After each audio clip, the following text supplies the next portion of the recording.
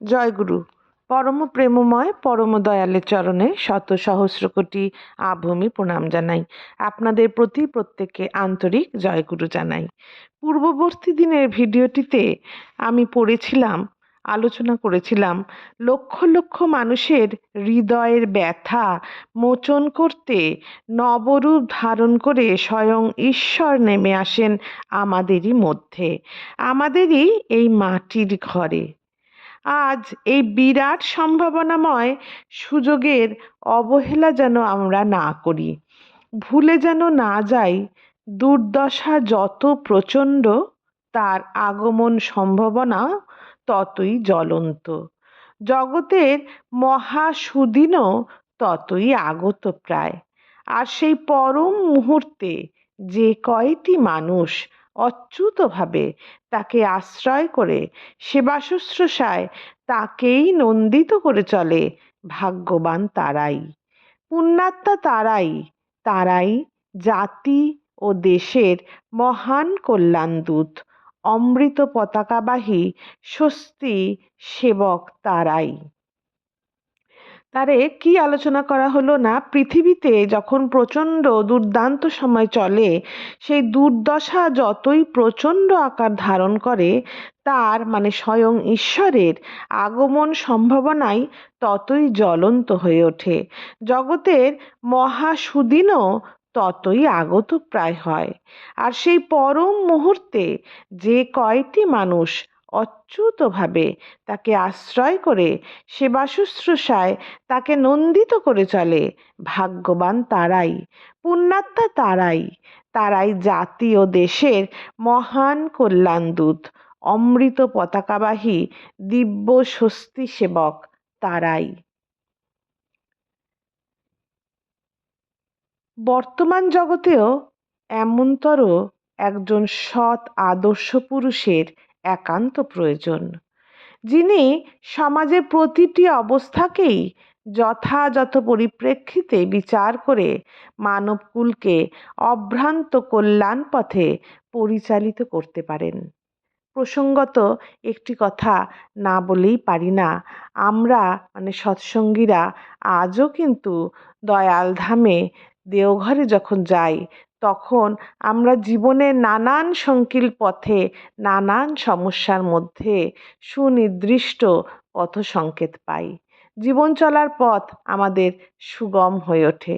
জীবনের যাই সমস্যা থাকুক না কেন, আমরা আচার্যদেবের কাছে গিয়ে নিবেদন করলে উনি কিন্তু সমাধানের পথটি আমাদের দেখিয়ে দেন। আমরা অতি ভাগ্যবান, আমরা কিন্তু এই সুযোগ পেয়ে থাকি। অবশ্য এ কথা ঠিকই যে যার গ্রহণ করার মনোবৃত্তি আছে, অন্তর যার ওই বেত্তা পুরুষের আদেশ পালনে সতত উন্মুখ, সেই পথের নিশানা পেতে পারেন। করুণার বাতাস বইছেই, কিন্তু আমাকে তো পাল তুলে দিতে হবে, তবে উপলব্ধি করতে পারবো সেই করুণা। তাই আগে আমাকেই দিতে হবে, তারপরে বুঝতে পারবো তার দয়া। ইষ্ট কোথায়, কি রূপে তার অবস্থিতি, তাকে আগে বের করা চাই। তার চরণে উপনীত হয়ে তার মহাব্রতে জীবন উৎসর্গ করে দীক্ষিত হতে হবে। শুধু কথায় নয়, তনু মন ধন বাস্তবভাবে তার সেবায় সমর্পিত করে তার যোগ্য শিষ্ট সেবক হয়ে উঠতে হবে। এতটুকু প্রত্যাশা বা স্বার্থ চিন্তা যেন না থাকে সেখানে, কেবল তার সুখ স্বস্তি বিধান ছাড়া। তৎচিন্তা, তৎ অনুধ্যান, তৎকর্ম নিষ্পাদনই যেন জীবনের একমাত্র ব্রত হয়। মনে পড়ে শ্রীমদ্ ভগবত গ্রন্থে নরবিগ্রহ শ্রী ভগবান শ্রীকৃষ্ণের অমোঘ নির্দেশ। শ্রীকৃষ্ণ গীতায় বলেছেন, তুমি আমাগত চিত্ত হও, আমার ভক্ত হও, আমাকে যাজন করো, আমাকে নমস্কার করো।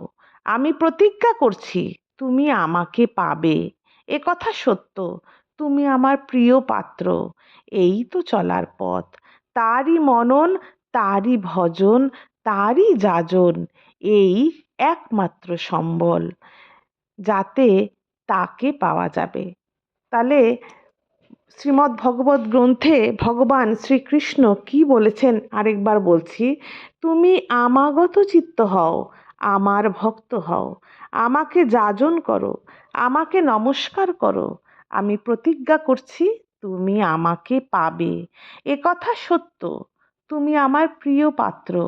এই তো চলার পথ, তারই মনন, তারই ভজন, তারই যাজন, এই একমাত্র সম্বল, যাতে তাকে পাওয়া যাবে।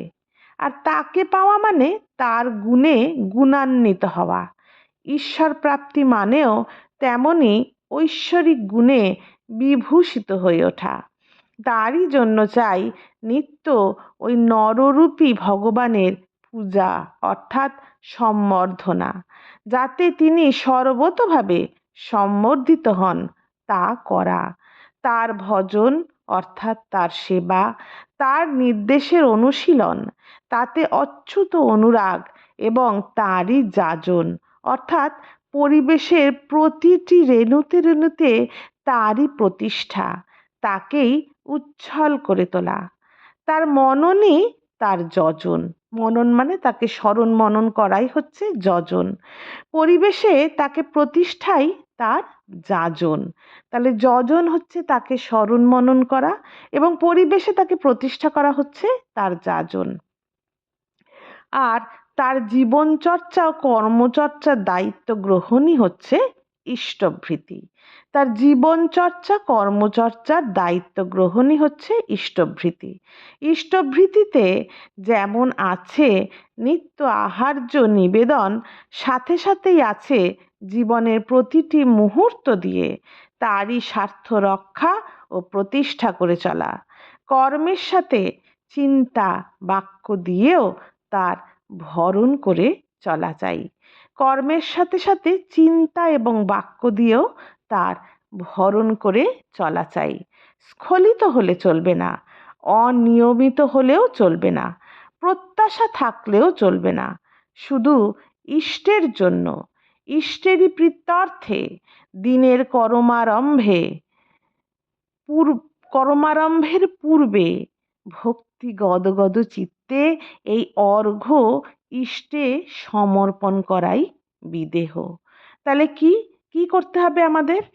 ইষ্টের জন্য, ইষ্টের প্রীত্যর্থে মানে তার প্রীতির জন্য দিনের কর্মারম্ভের পূর্বে, সমস্ত কর্মের আগে ভক্তি গদগদ চিত্তে অর্ঘ্য ইষ্টে সমর্পণ করতে হয়। মনে রাখতে হবে ভক্তিরেব পরমার্থদায়িনী, ভক্তিরেব ভবরোগ নাশিনী, ভক্তিরেব পরবেদন প্রদা, ভক্তিরেব পরমুক্তিকারিণী। ভক্তি পরমার্থ দান করেন, পরম অর্থ। ভক্তি পরমার্থ দান করে, ভক্তি ভবরোগ বিনষ্ট করে, ভক্তি পরাজ্ঞান প্রদান করে, ভক্তি মানুষকে পরমা মুক্তিতে উপস্থিত করে। ঈশ্বরে অর্থাৎ সৎপুরুষে সক্রিয় ভক্তি ও অনুরাগ ব্যতীত কখনোই শান্তি বা কল্যাণ লাভ করা সম্ভব হয় না। এই পথই শ্রেষ্ঠ কল্যাণের পথ, কর্মবন্ধন মোচনের সহজ উপায়, উন্নতির সলিল সোপান। ইষ্টভৃতি জীবন সাধনার প্রথম অর্ঘ্য। উপসংহারে পুনরায় স্মরণ করি নররূপী শ্রী ভগবান শ্রীকৃষ্ণের কথা। তিনি বলেছেন গীতার 9ম অধ্যায়, তিনি বলেছেন অতি দুরাচার ব্যক্তিও যদি একভক্তি পরায়ণ হয়ে আমাকে ভজন করে তাকেও সাধু বলে মনে করবে, কারণ সে সম্যক প্রযত্নশীল। আর এই অনন্য চিত্তে ইষ্ট ভজনাই যার জীবনের ধর্মকর্ম, ইহকাল পরকাল ভক্তি মুক্তি যথা সর্বস্ব, সেই ভক্ত সম্বন্ধে ভগবান নিশ্চয় করে আবারও আশ্বাসবাণী দিলেন। তিনি বললেন, হে কুন্তিনন্দন, তুমি নিশ্চয় করে জেনো আমার ভক্ত কখনোই বিনাশপ্রাপ্ত হয় না।